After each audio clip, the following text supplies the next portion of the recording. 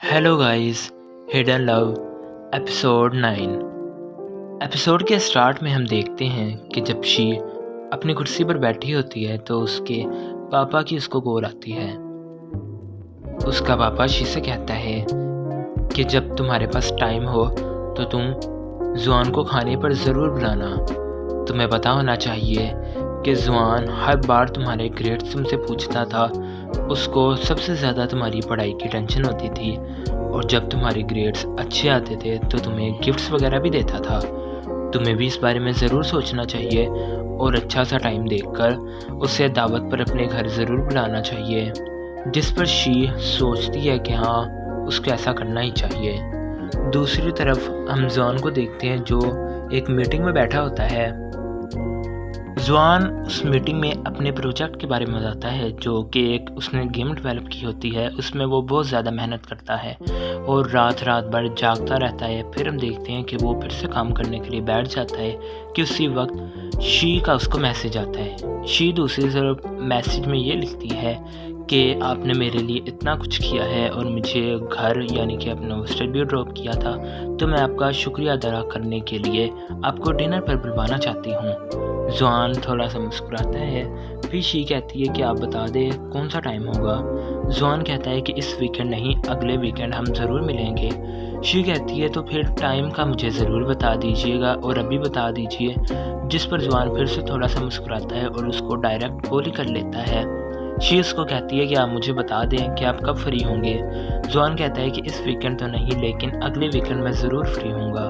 She कहती है कि मुझे एक टाइम बता दें। जिस पर जुआन कहता है कि टाइम का तो मुझे पता नहीं, लेकिन जब भी होगा उससे पहले तुम्हें ज़रूर बता दूंगा। शी थोड़ा सा नर्वस फील करती है और फिर जुआन कहता है कि इसके बाद हम मोबाइल रिपेयर करने वाली दुकान पर भी जाएंगे। शी कहती है कि किस वजह से। जिस पर जुआन कहता है कि तुम हर बार टाइपिंग में मुझे सर या आप कहकर क्यों बुलाती हो। जिस पर शी कहती है कि आपने खुद ही तो कहा था कि आप 5 साल बड़े हैं और वैसे भी मेरे पापा भी कहते हैं कि जो बड़ा उसको इज्जत के साथ बुलाना चाहिए, इस वजह से मैं आपको सर या आप कहकर बुलाती हूँ। जुआन कुछ नहीं कहता। फिर शी कहती है कि मैंने आपको एक बात बतानी है। जुआन कहता है कि हाँ बताओ। शी कहती है कि मेरा मकसद आपको इग्नोर करना नहीं था। आपको पता होना चाहिए कि मैं कैंपस में रहती हूँ और वहाँ से मुझसे मोबाइल ले लिया जाता है, जिस वजह से मैं आपको रिप्लाई नहीं दे पाती। जिस पर जुआन कहता है कि हाँ, मुझे तुम्हारे भाई ने बता दिया था। शी कहती है कि अगर ऐसी ही बात थी तो फिर आपने मुझसे क्यों पूछा। जिस पर जुआन कोई रिप्लाई नहीं देता और शी कहती है कि हाँ, मैंने यही बात पूछनी थी और इसी वक्त वो फ़ोन रख देती है।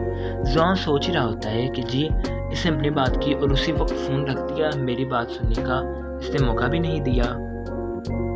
जुआन बैठा होता है कि उसका दरवाज़ा नॉक होता है। जब वो बाहर देखता है तो पता चलता है कि वहाँ पर एक पार्सल वाला आया है। वो उससे पार्सल ले लेता है और जब नाम पढ़ता है तो वो उसी लड़की का होता है। तो वो बहुत ज़्यादा नाराज़ हो जाता है और वो उस पार्सल को उन पार्सल के साथ रख देता है जहाँ पर उसने बाकी सारे पार्सल रखे होते हैं। और फिर वो उस लड़की को मैसेज करता है और कहता है कि ख़बरदार, अगर आइंदा से तुमने मेरे लिए कोई भी पार्सल भेजा। वो लड़की कहती है कि मैंने तो सिर्फ तुम्हारे लिए अच्छा ही सोचा था। फिर वो उसको कॉल करती है, लेकिन जुआन उसकी कॉल अटेंड नहीं करता। उसके बाद सीन बदलता है कि जुआन अपने ऑफिस में होता है और जब वो खाना खाने लगता है तो उसकी हालत बहुत ज़्यादा ख़राब हो जाती है। शी मैसेज करती है, उसको कहती है कि आ जाओ, मैं डिनर के लिए तैयार हूँ। और फिर वो उसको कॉल करती है, लेकिन जुआन कहता है कि तुम खुद ही खा लो, मेरी तबीयत नहीं ठीक है। शी कहती है कि तुम्हारी तबीयत को क्या हुआ। जिस पर जुआन कहता है कि शायद फूड पॉइजनिंग हो गई हो। शी कहती है कि अपने दफ्तर का एड्रेस बताओ, मैं भी तुम्हारे पास आना चाहती हूँ, लेकिन जुआन नहीं बताता। शी 1-2 बार फिर से पूछती है और वो बता देता है और शी उसके बाद उसके ऑफिस जाने के लिए वहाँ से निकल पड़ती है। शी जैसे ही ऑफिस में पहुंच जाती है तो भागकर जुआन के पास आकर बैठ जाती है और जुआन से कहती है कि आखिर तुमको हुआ क्या है। जुआन कहता है कि पता नहीं, अचानक ही मेरी तबीयत बहुत ज़्यादा ख़राब हो गई है।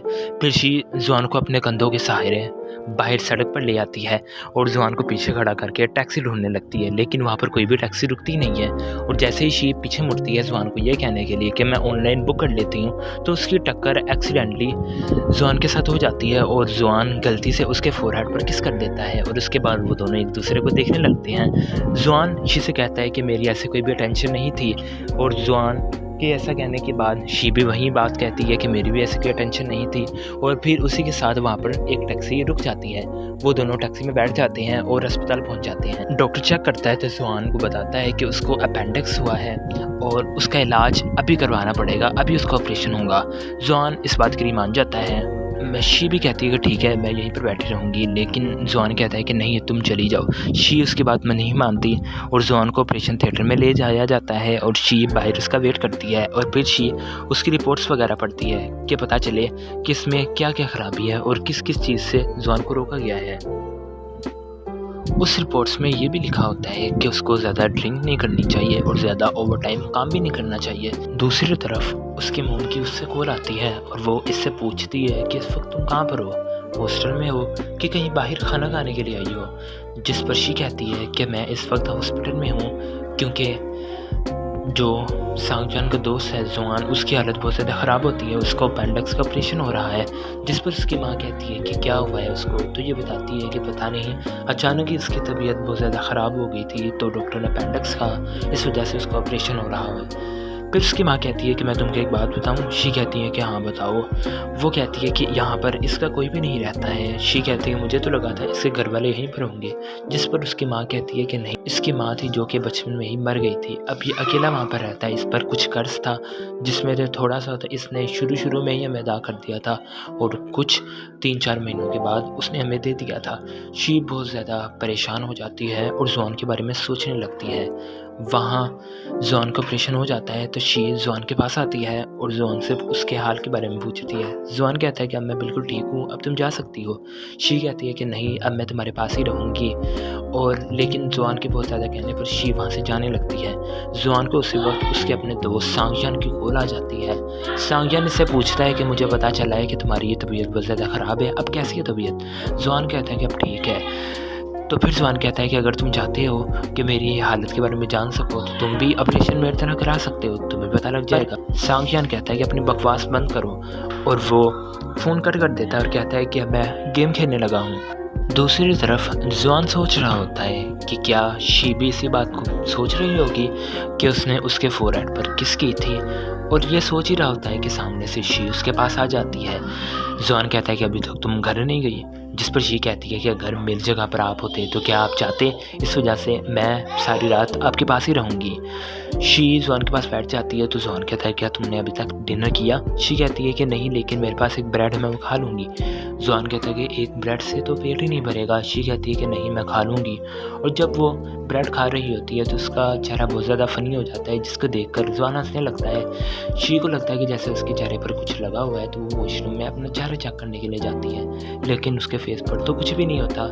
फिर वो एक कपड़ा लेकर जुआन का चेहरा साफ करने के लिए आती है, क्योंकि उसको पता है कि 7 दिन तक डॉक्टर ने बेड रेस्ट का बोला है और वैसे भी तब तक ये नहा भी नहीं सकता।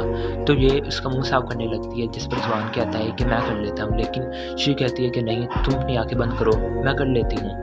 और जैसे ही वो कपड़ा जुआन के पास लेकर आती है तो जुआन अपनी आंखें बंद कर लेता है, और जब जुआन अपनी आंखें खोलता है तो वो शी को देखता है और शी जुआन को देखती है और वो देखती की देखती ही रह जाती है। और इसी के साथ ये एपिसोड यहीं पर ख़त्म हो जाता है।